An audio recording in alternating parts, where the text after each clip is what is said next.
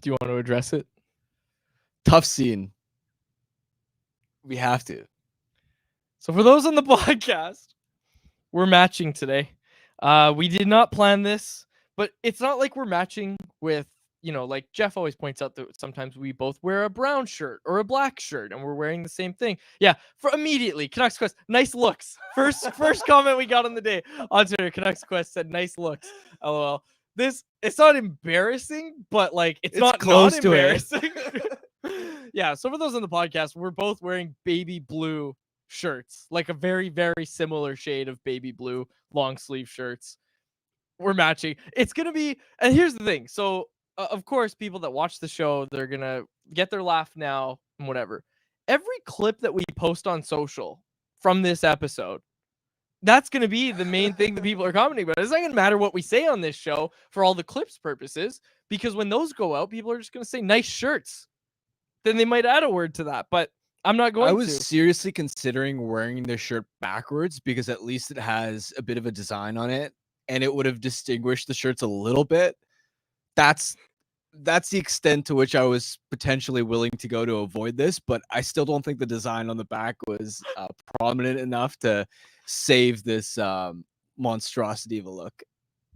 I'm going to talk about saving the Canucks today. It is Canucks Conversation, and it is brought to you by our friends over at Greta, the home of our electric watch parties all season long, the first of which kicks off on Saturday. Man, I'm finding out about some of the prizes that we're handing out because I talk about it. I talk about the raffle prizes. We'll talk about the watch party again later, but that watch party is not going to be one you want to miss. Saturday, October 19th. Greta's the spot for all games, home and away. There's so much on right now. You got football, playoff baseball, obviously hockey as well. Greta's the spot to watch all of those games. So come by before or after the game or whatever event you're downtown for if you're not going to watch the game at Greta. But you have that option as well. With weekly drink specials, Greta Bar YVR is the place to be. 50 West Cordova Street is the address. Let the games begin. You know what our look reminds me of? I remember going to the draft in Montreal a couple of years ago, and the entire Coyotes front office and all of the scouts were wearing the exact same dark maroon suits. Oh, yes. And it was so cringeworthy. Everybody at the draft was making fun of them for it.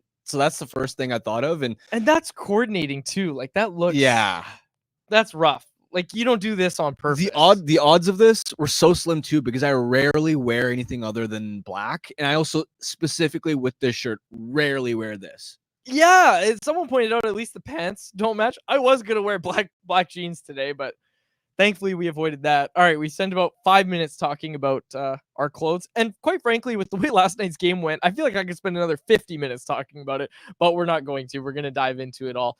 Jeff Patterson's going to join us in a matter of moments. He let us know that he's going to change outfits, so we're not going to have three people wearing baby blue. Or maybe that's what he meant, is that he's changing into something baby blue. But Jeff Patterson's going to join us in a matter of moments. Quickly before we get to him, because we'll talk about the game with him. We'll also talk about the call. But the news of the day, Erik Brannstrom called up. We wondered recent episodes if this was going to happen as the Canucks looked for a puck mover on the back end. They get that internal, can we call it an upgrade? They might think so. Erik Brannstrom called up to the Canucks. Aatu Räty in a corresponding move sent down. Let's start with the Brannstrom angle. He looked good in 2 games with the Abbotsford Canucks. If you're reading Canucks Army, he was showing phenomenal flashes of just brilliance with the puck. Again, his skating is very good. His puck moving, whether that be passing or skating it out of the zone, was really, really good. This is a guy who's played NHL games. He spent the last 2 seasons in the NHL, albeit with the Ottawa Senators. And again, you haven't gotten much out of your third pairing through 3 games if you're the Canucks. You're bottom 4, quite frankly. And I know we're going to talk about that later, but just your reaction to Erik Brannstrom getting the call-up. Yeah, I'm excited to see if he'll draw in immediately and what type of impact he can have, because really, when you look at why they struggled out of the gate, a big part of it was that they couldn't move the puck when Quinn wasn't on the ice. Brannstrom is definitely going to help in that area. He had pretty promising underlying results in a sheltered role over the last couple of seasons in Ottawa. And what I really like about Brannstrom too is that he's really comfortable playing the right side, which is key, because I think Noah Juleson was by far the weakest link. He had the turnover that I believe led to either the first or second goal. First one. And then he blew a tire. So sorry, just to recap that one quickly from Juleson. Blows a tire and loses the puck. Then he loses his man, and his man happened to be Nikita Kucherov. And you know what? Rewatching the play, P.S. Suter may have been the one that was supposed to pick up the man, but that goal was on Noah Juleson for sure. Yeah, even in general, like the game as a whole there were other moments where he looked dodgy and suspect at times. So to me, that would have clearly been the guy that you want to bring out of the lineup. But if Brandstrom, as a left shot defenseman, was only really comfortable playing the left side, it would have been a bit awkward to then say, okay, you got 4 lefties in the lineup potentially, who's going to shift to the offside? Whereas now it's a pretty seamless potential fit. I think you could go Forward on the left and Brandstrom playing the right side. Okay, Achiratu gets sent down in the corresponding move. Harman, we were talking about this line as the Canucks' best line, the Canucks' only consistent line. Now they don't have a consistent line. Achiratu sent down to the minors. Your thoughts on that move? Well, I don't think Ratu was really a driver at all. No. To be honest, he was just there as a support piece that wasn't making glaring mistakes. Mm-hmm. It was Garland and Höglander that were doing the heavy lifting on the forecheck, that were recovering pucks, winning battles, were making little plays, even in the defensive zone, to help transition the puck up the ice, carry it through the neutral zone. I think Ratu looked fine, but he didn't make the type of impact that we saw in preseason where you thought to yourself, boy, this guy has to stick in the lineup. I don't mind the idea of him going down to Abbotsford and playing in a top line role, and I'm sure he'll be back with the big club at some point later this season. I should have tweeted this, and I know no one's going to believe me, but after the missed breakaway chance and then Höglander and Garland going up to play with Paterson in the third, I was thinking to myself, oh, I bet Ratu's done. Like, I bet he's either, I thought he was going to maybe be a scratch or he was going to get sent down, but of course they decided to send him down. I should have tweeted it. His ice time through the first 3 games sort of hinted in that direction anyway, right? He was 8, 9, 10 minutes. But again, that losing your wingers in the third period, that's what really sold it for me, was like both of your wingers going up to play with Patterson, and DeBrusk was awful. Let's talk about that later. Let's get to Jeff Patterson, who joins us now, the host of Rink Wide Vancouver, all 82 Canucks games. Unfortunately, he also had to cover last night's game. Jeff, how you doing today? This is truly one of the highlights of my broadcasting/podcasting career. To see 2 guys basically looking like they're in their pajamas on a couch hosting a Canucks show. And no word of a lie, I'm wearing baby blue. I have been all day, so I didn't do this just to match with you guys. But this is taking me back in time, way back when, hop in the time machine with me, when I broadcast the Memorial Cup in Kamloops, like way back when. The radio station thought that because it was such a big deal, that our entire broadcast crew should get the same, like, matching outfits. And Kamloops sort of has a cowboy theme to it. So the blue denim dress shirts, beige pants, kind of like Dave's wearing, a bolo tie. The only time in my life I've ever worn a bolo tie. The problem with the Memorial Cup is it's like a 10-day tournament, and we did every single game. Like, I don't even think I had time for laundry. I had to wear that outfit every day for like 10 straight days. And so, it's bringing back some memories of being dressed like my colleagues here today.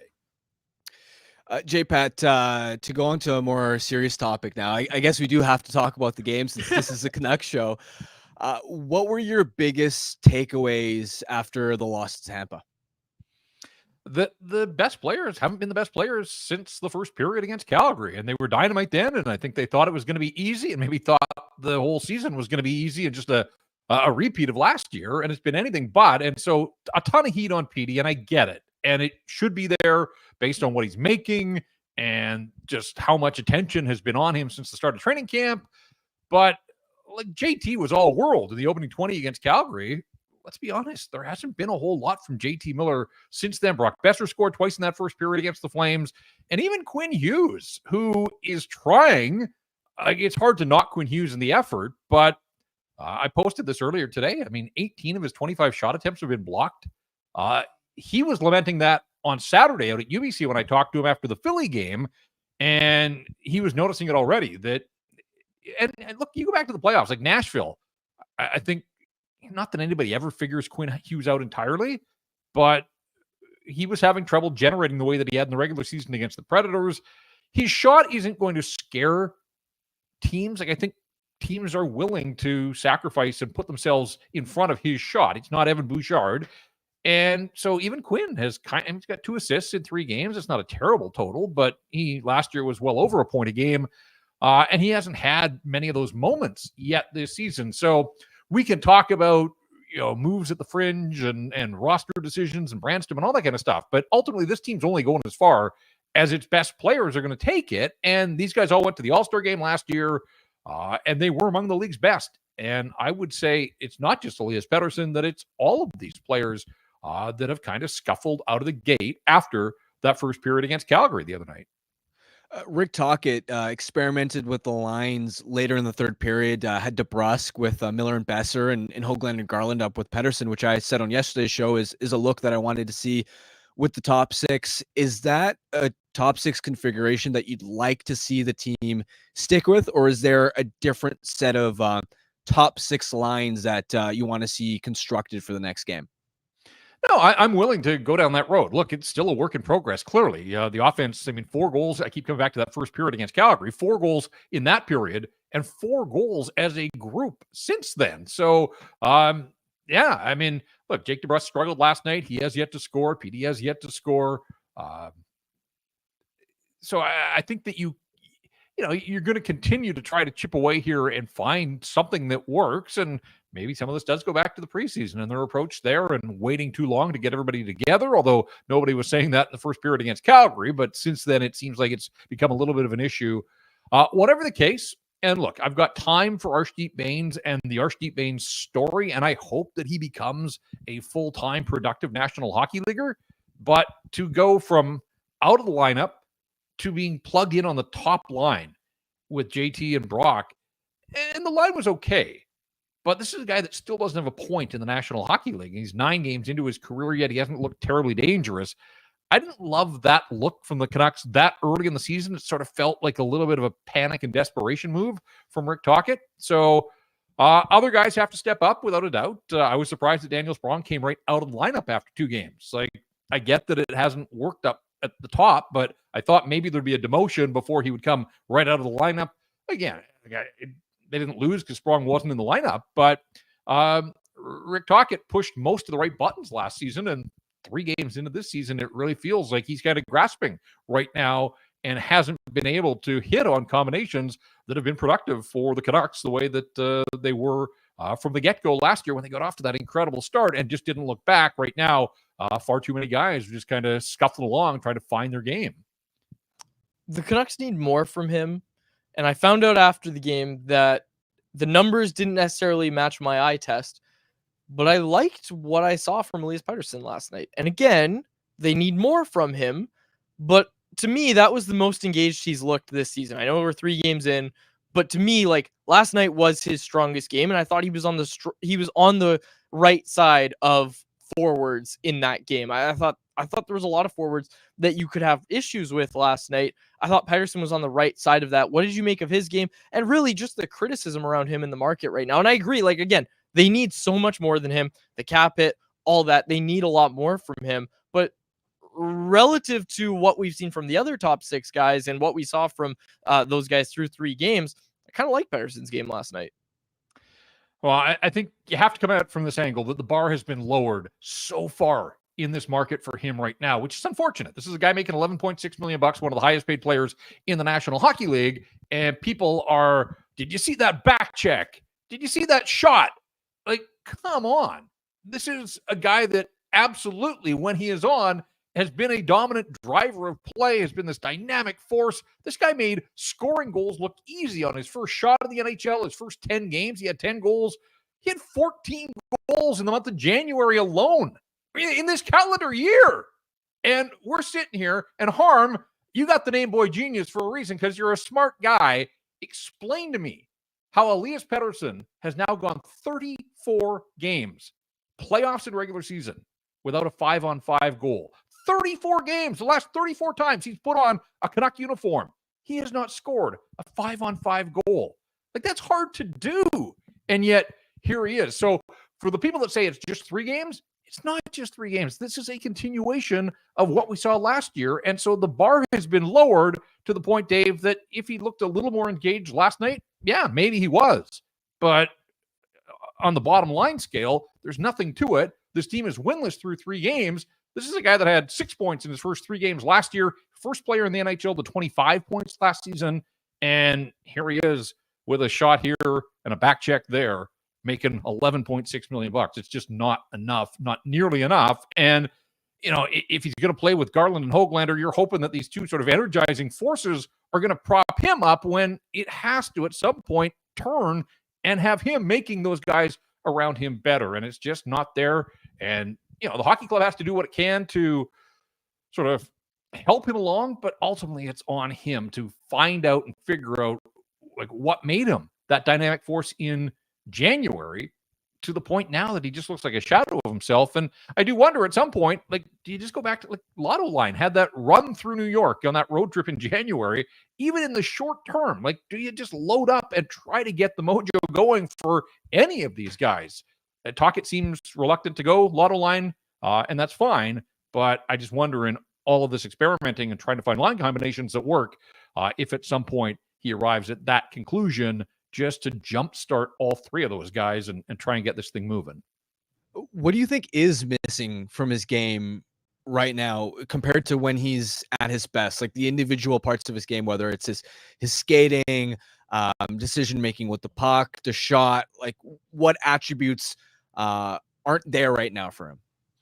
Well, certainly the shot. I think this guy that just used to blow goalies away with the one-timer. We don't see the one-timer on the power play. That doesn't seem to be part of the equation and all the looks that they're trying to set up. We're not seeing that from him. It's a shot that can score, but it's also such a heavy shot that it causes problems for goaltenders, and maybe there's some loose change lying around. You're not always going to score with your shot, but it doesn't mean that it can't lead to some other things. But, I don't see him challenging defenders one-on-one. I don't see him being two steps ahead of everybody else.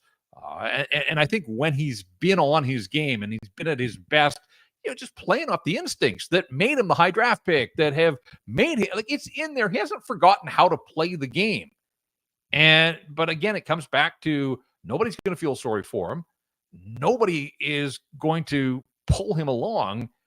It has to come from within there. And so I don't know, but like when you hear Tocchet talking about we need guys to dig in, I mean, he hasn't named names yet, but it's pretty obvious that he's talking about Elias Patterson among others.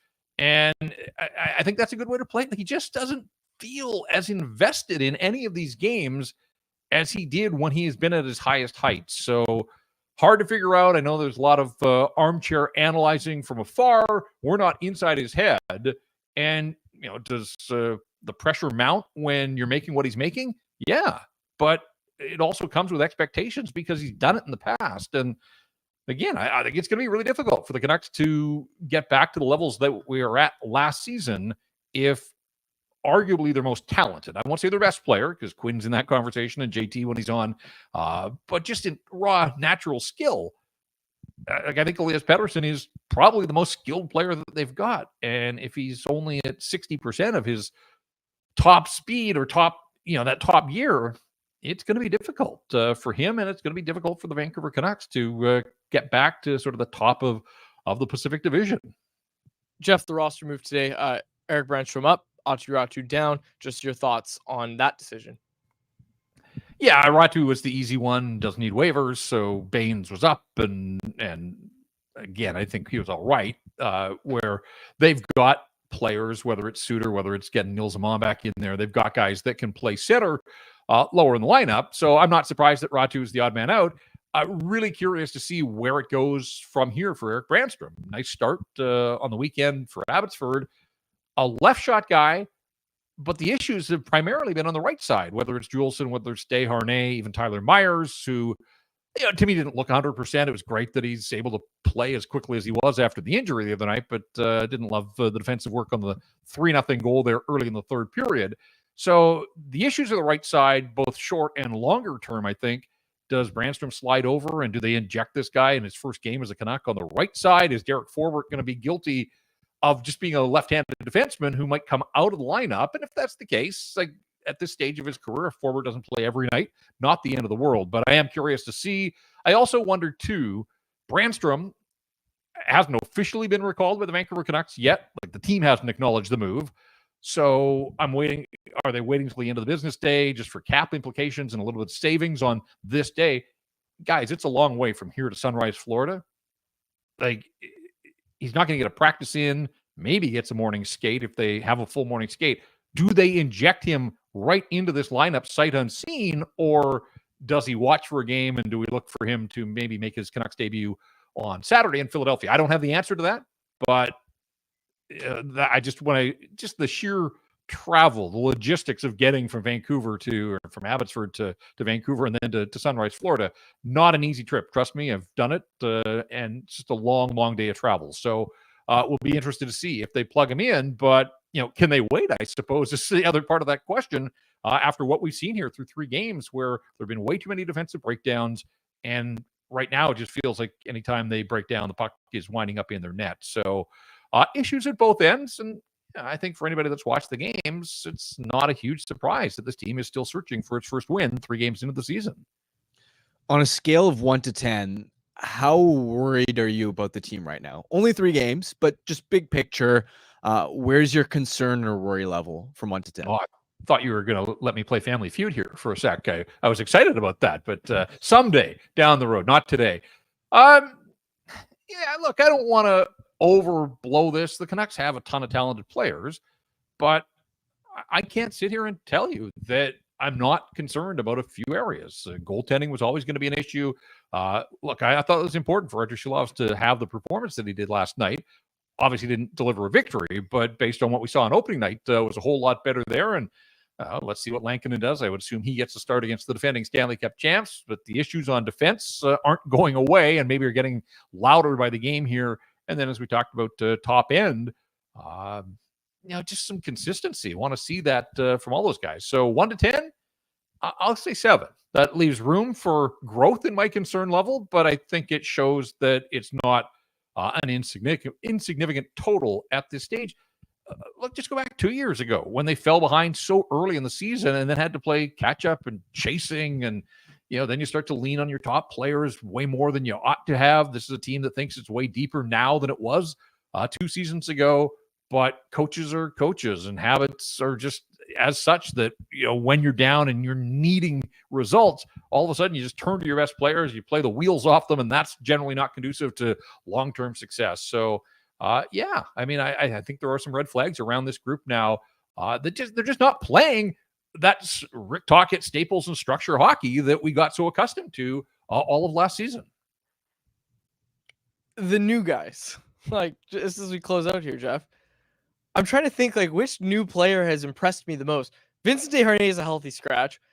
Danton Heinen's a guy. Daniel Sprong was a healthy scratch last night. Of the new players that have arrived, who are you excited about through 3 games here? Well, I thought Kiefer Sherwood had 2 strong games to start. I think, like the rest of the group last night, wasn't his best performance, but I guess it's all relative. Jake DeBrusk needs to score some goals. Had a decent preseason, but yeah, it's been a bit of a sluggish start. And beyond the goals, no shot attempts for Jake DeBrusk last night. That's not the kind of player that he is. So got to get the puck on his stick in some shooting positions, and then he takes the double minor. Not that that's part of his game, but unfortunately, as they're trying to mount this comeback, certainly didn't help the effort there. So yeah, it's been a little bit of a sluggish start for Jake DeBrusk. I would agree with your assessment on some of the others. Lankinen looked really good against Philadelphia, so maybe that's the answer there. But I think Sherwood, there's been some moments in his game, and they're still using him penalty killer at times, but not a newcomer. But I don't think there's a single person that has watched all 3 of these games and would come away suggesting that Connor Garland hasn't been hands down the best Vancouver Canucks start to finish in this season. Has a point in every game, has 2 goals, which is tied with Brock for the team lead there. His motor's been going, and you just like to think some of these other guys that are scuffling along a little bit, just look to Connor Garland for some inspiration. If they all played as hard as he did, you'd have to think that some good results would follow. Time flies. Time flies. The conversations about Connor Garland last year compared to now. You're wondering if Connor Garland can play on all 4 lines based on how he's playing right now. Jeff, thanks so much for doing this. You'll be back tomorrow, 4 o'clock start. And of course, Rink-Wide Vancouver, you and Irf will be live after the game. Thanks for doing this, Jeff. Yep. All right. Always fun being on with you guys. And let's color coordinate again next week. Thanks, Jeff. I saw a tweet last night. Speaking of Garland, that meme format where it's like that futuristic utopia society. Yes. It said society if the Canucks acquired Connor Garland, but not Oliver Ekman-Larsson. Of course, I'm not giving up that pick that led to Gunther. It's so funny that he's become such an essential piece as part of such a brutal trade. Like, can you imagine if they had just acquired Garland and not done the OEL part of it? Because that would have gotten, like, Dylan Guenther's going to score a lot of goals in his career. Also, did you see the contract he signed? It's already one of the best deals in the NHL. Although, I Dave Hall tweeted this too. He said, all of you bringing up Dylan Guenther are making a very bold claim that Jim Benning would have drafted him with the 9th overall pick. He was the consensus guy. He was the consensus. So I would think, how tall is he though? Is he around like 6'2" or something? Oh, 6'1". He would have got drafted for sure. For some reason, I thought he was like 5'10". No. What's wrong with that? Anyways. Our thanks again to Jeff Patterson. Do you want to keep talking about this game, or can we kind of shift to breaking down the 0-1-2 start to the season? Just want to look in my notes here if there's anything in particular. Did we talk Shelovs? I feel like we didn't talk Shelovs enough. Sure, let's talk about him and quickly about that awful first period, which I think set them behind the 8 ball. Exactly. He was under siege in the first period. He was the reason that this game wasn't out of reach in the first period. That game could have been a lot worse to watch if it weren't for Artur Shelovs. The second Tampa goal, the Braden Point shot, again, you got Jake Gensel, who's a really great player, as we know in this market. And you've got Braden Point, who is also a great player. I thought Tampa's top 6 also was just so good last night. Electric. Again, we talked about them being a one-line team with a pretty good second line. Their second line was humming last night. Yeah. Like their top 6 was phenomenal. And again, you knew you were going to get it from the Kucherov line. You knew you were going to get that, but that second line as well was just so dominant. So that was really tough for the Canucks to contest with. Shelovs made some great saves. I didn't like that second goal, the one that beat him blocker's side. That's one he wanted to have back, I would assume. But again, from there on, like, he wasn't the reason they lost tonight. Could he have stolen them a goal or two? Yeah, like, sure, it could have been closer if Shelovs stole them a little bit more, but he was dominant. He was great in the first period. I almost said dominant. He wasn't dominant, but he was great in the first period. He held up his end of the bargain, which I don't think he did against Calgary. You still go back to Kevin Lankinen. There's no question. It's you go back to Kevin Lankinen against the defending Cup champs, and you go from there. Does Shelovs get Saturday? I think now we've entered the point where if Lankinen has a performance against Florida that he did similar to what he did against Philadelphia, I think he gets Saturday. I think we've kind of reached that point. Whereas yesterday when I was talking about it, I said, no, you're splitting starts. I think we've reached the point now where if Lankinen has an above average start, like in terms of goals saved above expected, Shelovs was fine. Like he was basically exactly what the analytics said he should have been. Whereas Lankinen played better than his expected goals. So if Lankinen has another one of those performances, I think then you start to wonder, especially if they lose against Florida. But Lankinen is great in that game, similar to what they had against Philadelphia. I think you go back to Lankinen after that.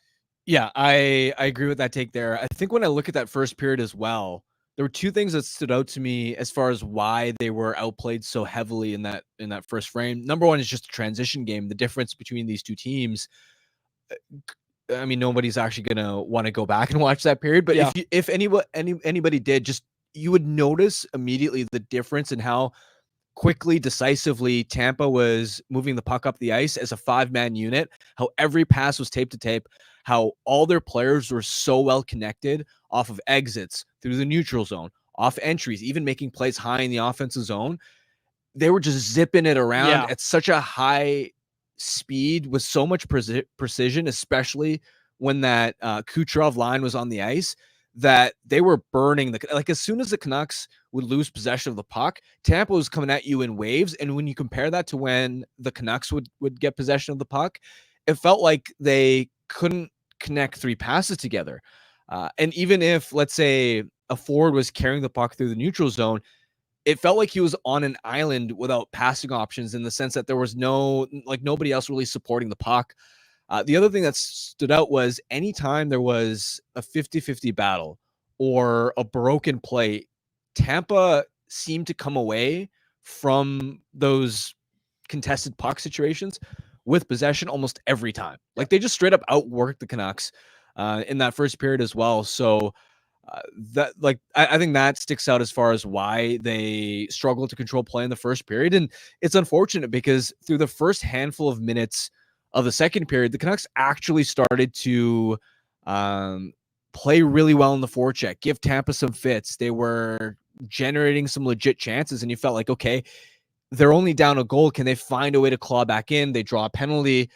The power play, I think, just sapped all the momentum, and then to allow the point goal after was just, it really took the wind out of the sails, I thought, when it came to a potential comeback. Not to mention the third period opening with a goal as well. All right, let's move on here. Let me tell you, folks, about the watch party. Very excited for it. We're kicking it off on Saturday, October 19th at our Home for the Fans Greta Bar YVR. Doors open at 3 p.m. and you know the drill. Tickets are going fast, so hit up nationgear.ca before they're gone. We're going to have it all. Prizes, trivia, and more to keep the energy buzzing all night. And this time we're doing it for a great cause, supporting the BC Mental Health Foundation. Don't miss out on the biggest kickoff party of the year. Be there or hear about it all season long. Visit nationgear.ca to reserve your spot. Am I allowed to share what some of the prizes are, Jacob? I swear I sent someone an email about this. I think you can share something, and if you weren't allowed, then Canucks Army or Canucks Convo specifically listeners get a little bit of a bonus treat. I don't know if I should share, but it's really cool. It's really cool. I saw that. You saw? Yeah, we're giving that away. How about Quads? How about you just drop a hint? I think it's an experience. There you go. Okay, I like that. That's a good hint. It looks fun. Cool. Can we enter? Have you ever? Oh wait, I guess I'll give it away. Never mind. Enter, folks. Make sure you come to the event. There's good prizes, like very, very good prizes. We're not talking, a high five from Quads or anything.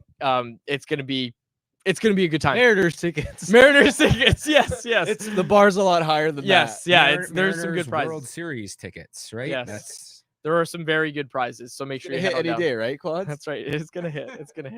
Greta Bar YVR Saturday. Get your tickets, nationgear.ca. And I was told this by the marketing team. They said, just so you know, tickets go a lot faster after Thanksgiving.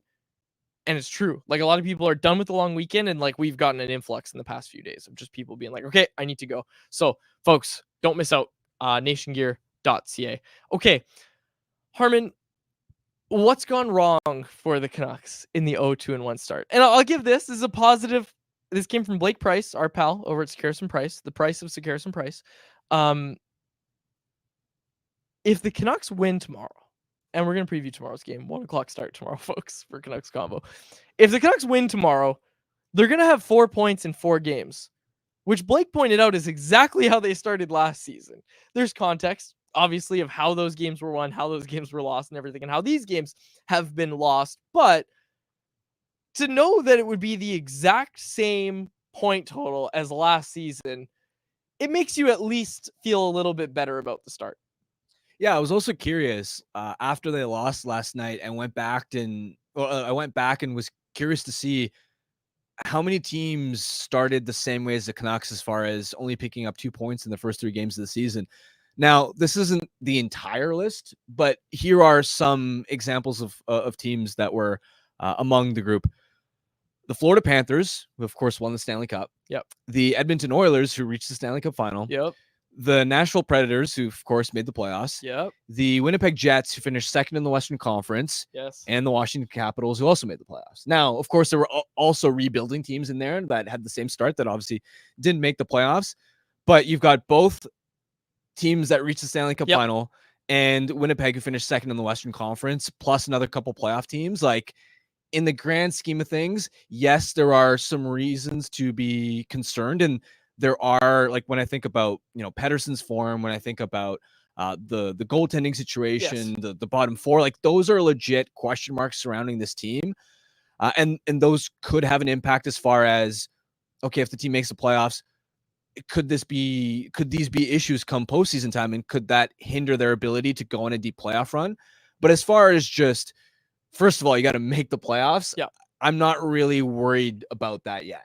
No, you're not worried about that part of the season just yet. But you are worried when you look under the hood, I think. So let's talk about what's gone wrong for them through these games. I think the biggest thing is that their stars just haven't been their stars. Like, that's ultimately what's going to separate you. When you look at the National Hockey League and all the teams in it, what's going to separate you if you're the Canucks? It was your goaltending when you had that Demko. We knew they weren't going to have that, so they had to be strong defensively. They've gotten away from that, so that's hurt them as well. But from a production standpoint, their best players haven't been their best players. And quite honestly, Harm, like, this team hasn't looked right since that first period against Calgary. They looked great in that first period against the Flames, and then it was downhill from there, and it has been downhill from there. Yeah, I don't want to harp on it too much just because I think we all know that their top players have been outplayed in most of these games, and that's been the difference, right? Vancouver versus Philadelphia. That's a big difference. That's your on difference. paper, That's your difference. Yes. Right? They don't have an Elias Patterson, a Quinn Hughes, a JT Miller. Not many teams do. So yeah, I mean, that's by far, and honestly, that's part of why I'm also not too worried yet. Yeah, we talked about that yesterday. Like, they're not going to underperform to this extent for the entire season. They better not. They're not going to. That'd be a story. No, they're not going to. You brought up something interesting before we went to air, though. The bottom four defense group. Yeah. So, and also, this is one of those things that can be flipped as you can view it from both a glass half full and a glass half empty perspective, where we know that the second and third pairs have not looked very good, but I think going into this season, we knew that, okay, a Forbort Desharnais potential third pair on paper was what we initially had penciled in. It wasn't hard to predict that they'd have trouble moving the puck. But I think what has gone worse than maybe we anticipated is that Carson Soucy has had a slow start. Now, Carson Soucy, to me, last year proved that he can be a bona fide second pair caliber defensive defenseman. He is. It's not just that he has the size, he has the skating ability, he has that long disruptive reach. He moves well. He also just intelligence-wise, some guys have defensive instincts, some guys don't. Like, that was a big issue with, for example, when Eric Branson was in Vancouver playing top 4 minutes, was, okay, he had the size advantage, but he didn't actually have the awareness to be in the right positions. Whereas Soucy, watching him play in Seattle, watching him play here, he is legitimately a smart defender too, not just relying on his brute strength and physicality. He should be very clearly this team's third best defenseman, and he has not been that so far. The Canucks last night were outshot 12-1 with him on the ice at 5-on-5. He didn't pick up Braden Point on that 2-0 goal. Also didn't pick up Jonathan Huberdeau in that huge goal that the Flames had in the third period.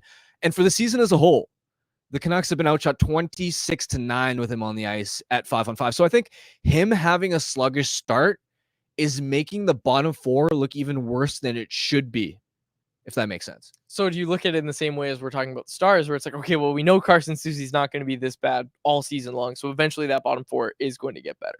Yeah, now that doesn't mean the bottom four.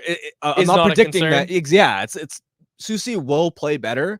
That will lift the bottom four up to some extent. That's still not going to solve their back end depth woes beyond the Quinn Hughes pair, but it could at least bring them up to a point where, okay, the blue line's serviceable for the regular season, at least up until the point where you make upgrades. Because through 3 games, the bottom four has not looked serviceable, which is, I think, the bar that you need to clear so that you're picking up enough points until you can go out and find an upgrade or two specifically for that right side. All right, folks, get your anyone else's in. I want to see what people have for their anyone else's. Yeah, we've got some people in the chat already. Yes, we do. All right, here we go. We got some anyone else's. So let's get to anyone else, which is today brought to you by the Vancouver Whitecaps. Your Vancouver Whitecaps FC are finishing up a strong season, heading for their final regular season matchup against Real Salt Lake this Saturday. You're a soccer guy. Do you say that Real Salt Lake because Real Madrid?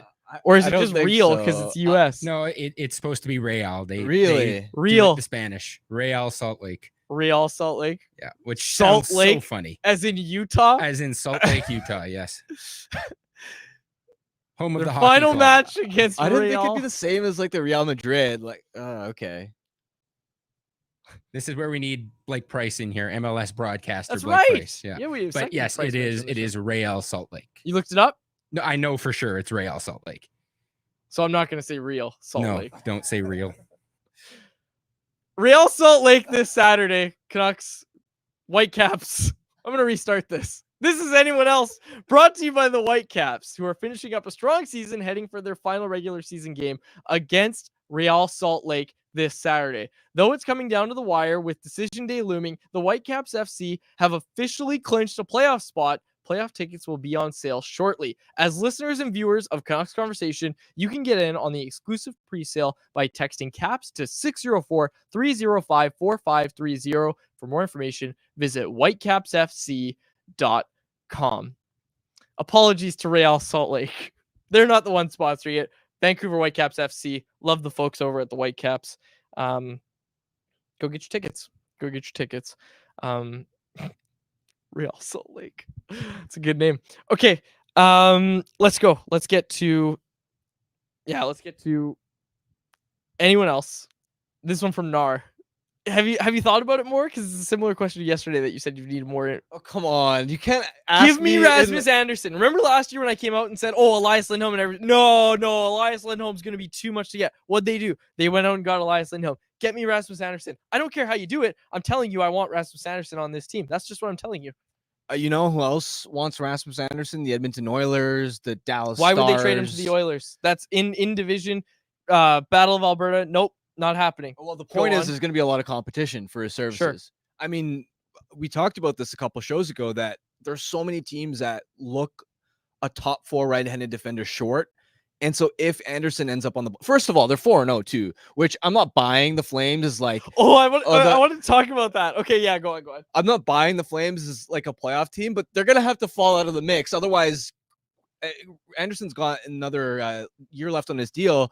So let's say the Flames are still somehow in the playoff mix by the time we get closer to the trade deadline. I don't think Craig Conroy is going to be able to just walk in and say we're gonna blow it up further after how many pieces they lost last year when you could just wait until the offseason. Jivan Bangu in the chat. I agree with Quads. We need Anderson. But on the Flames, I was looking at their lineup a little closer. Could you not buy them as like a wild card 2 team? Like I know we were talking bottom 5 finish. Why? Not yet. I'm not a believer. Jonathan Huberdeau sucked last year.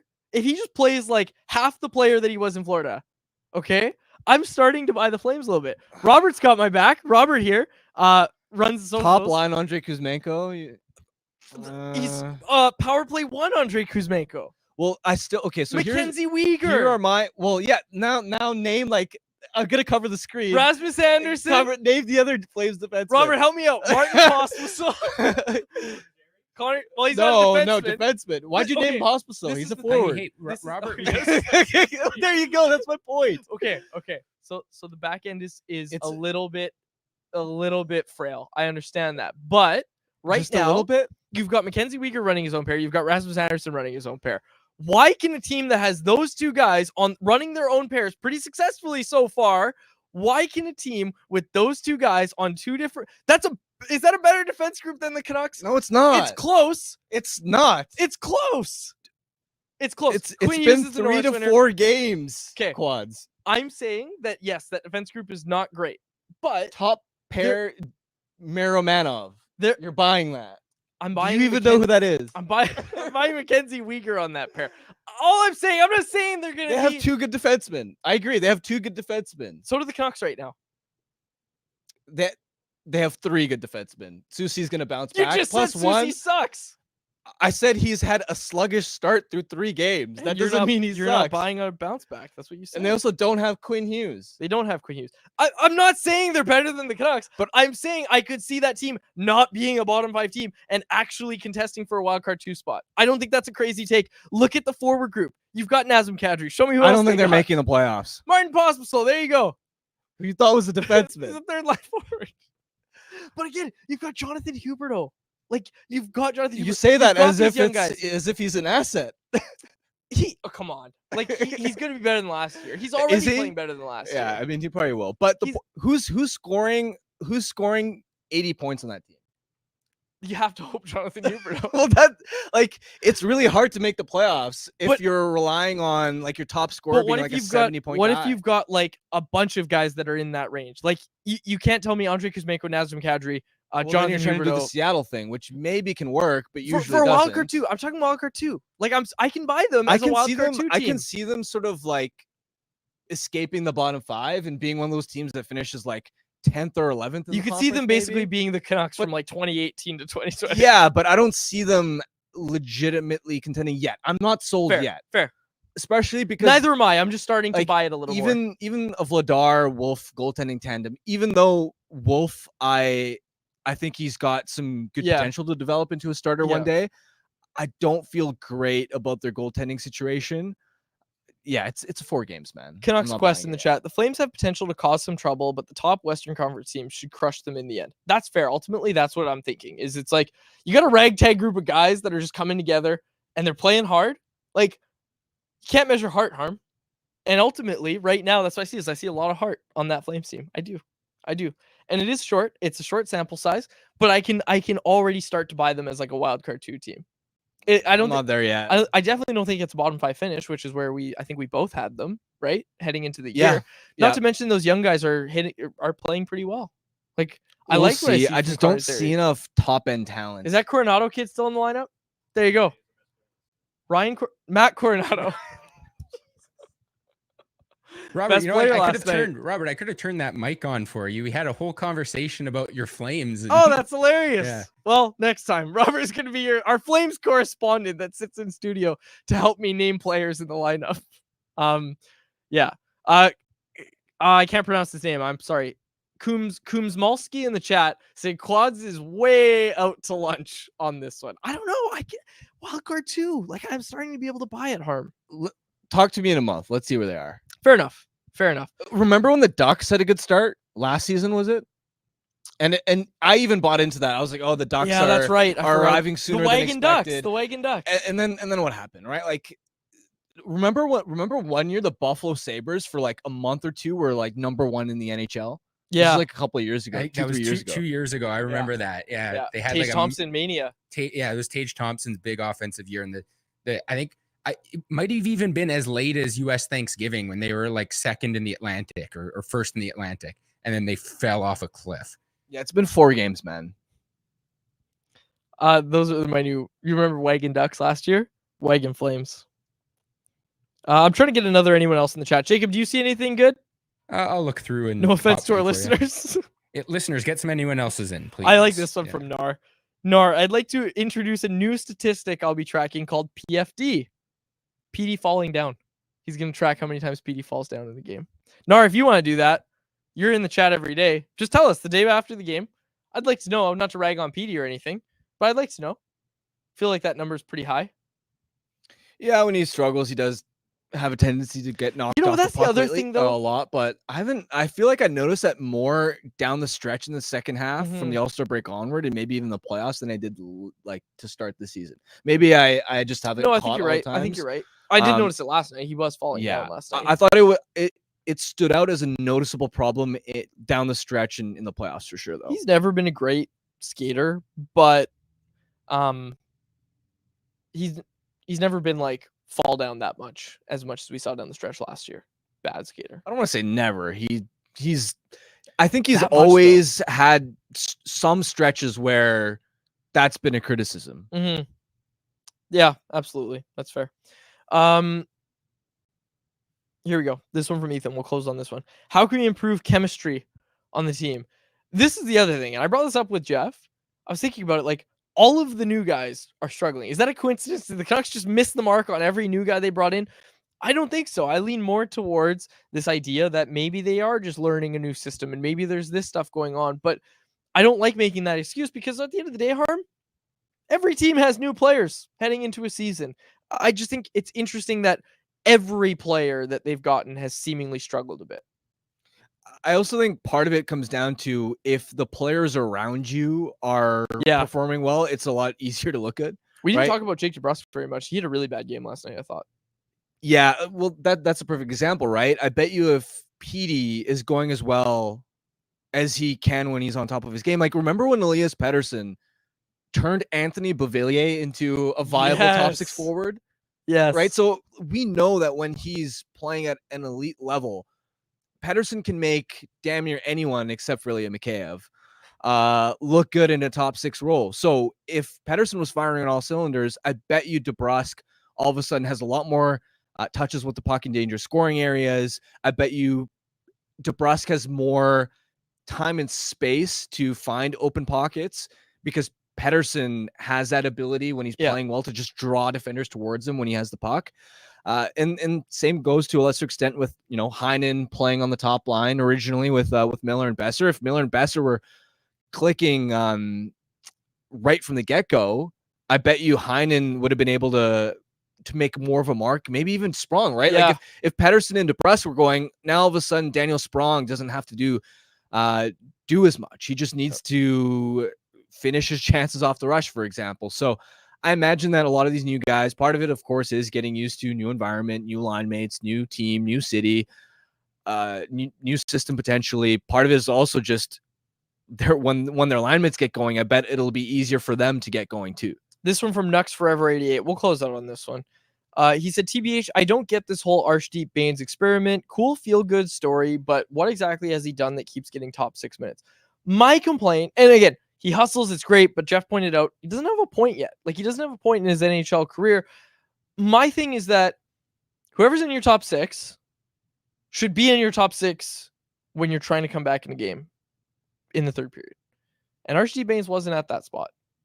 That's all it comes down to for me is, yeah, you love the hustle. You're rewarding a solid training camp, but like you need wins right now. And I understand Sprong is in that similar conversation where he can't be trusted or whatever, but like, let's be honest, power play 2 is more dangerous with Daniel Sprong on it than with Arshdeep Baines on it. So again, a power play goal, like there's more value, I think, in having Daniel Sprong in the lineup than there is in Arshdeep Baines, especially if you're going to shorten your bench. Anyways, I'm assuming Sprong gets in tomorrow, but I agree with Nux Forever there that, again, Arshdeep Baines is a feel-good story, and I love his hustle, and he's still got room to grow, obviously, but this top 6 idea, I'm over it. I am. Yeah, I was surprised that he immediately got the promotion to play on the first line, and I'm with you. I think he's definitely improved. Even in that game, I thought, okay, his forechecking's better. He's making more of an impact there. That line actually controlled play a little bit when you look at their underlying numbers, but he definitely doesn't belong in the top 6 right now. He should be in contention to offer depth minutes, if anything. Okay. Let's get to our Bet365 bet of the day, which is brought to you by Bet365, proud partner of Canucks Conversation. Robert, when do the Flames play next? Tomorrow. No, Saturday. Okay, I can't do a bet 2 days in advance. So we won't take a Flames bet tonight. Okay, tonight we're taking the Toronto Maple Leafs to lose. The LA Kings are facing the Toronto Maple Leafs. You can get the underdog Kings at plus 160 right now over on Bet365 to beat those Toronto Maple Leafs in any fashion. That was our bet of the day, brought to you by Bet365, a proud partner of Canucks Conversation. Open an account with Bet365 today and bet on a huge range of markets. Whatever the sport, whatever the moment, it's never ordinary at Bet365. Be sure to use code VANBONUS when you sign up for an account. We'll be back tomorrow, folks. Note the start time, 1 o'clock. Family Feud day tomorrow. Yeah. Gonna have our A game. I think we still need like 5 more people to submit a survey. So if you're listening right now, live on YouTube, on Twitter, on Facebook, wherever, and you have not filled out the Family Feud, it's in the description. We need like 5 more. Otherwise, I'm going to have to send it out to some of my friends, and they will give some pretty strange answers. So don't let them. We'll send it to Twitter too. That's our move. Oh, Twitter is like a lost cause. We're going to get some of the most obscure, deep pulls and just absolutely ruin the data. So if you haven't yet, please fill out the Family Feud survey. Again, these were all of your questions as listeners. So should be fun for you guys to fill out. All right, so now I can yell at the listeners instead of you, Jacob. I'm excited for it. Tomorrow, 1 o'clock start for Canucks Convo. There's a game tomorrow, folks, so we're going to be back to preview that game tomorrow. But for now, we will wrap it up there. For my co-host, Harmon Dial, and our technical producer, Jacob Lazar, and for Robert, my name is Dave Gugelli. Thank you so much for listening to the episode of Canucks Conversation. Canucks Conversation is live Monday through Friday, every weekday at 2 p.m. over on the Canucks Army YouTube channel. Make sure you like, subscribe, and interact in the YouTube live chat every day with us, folks.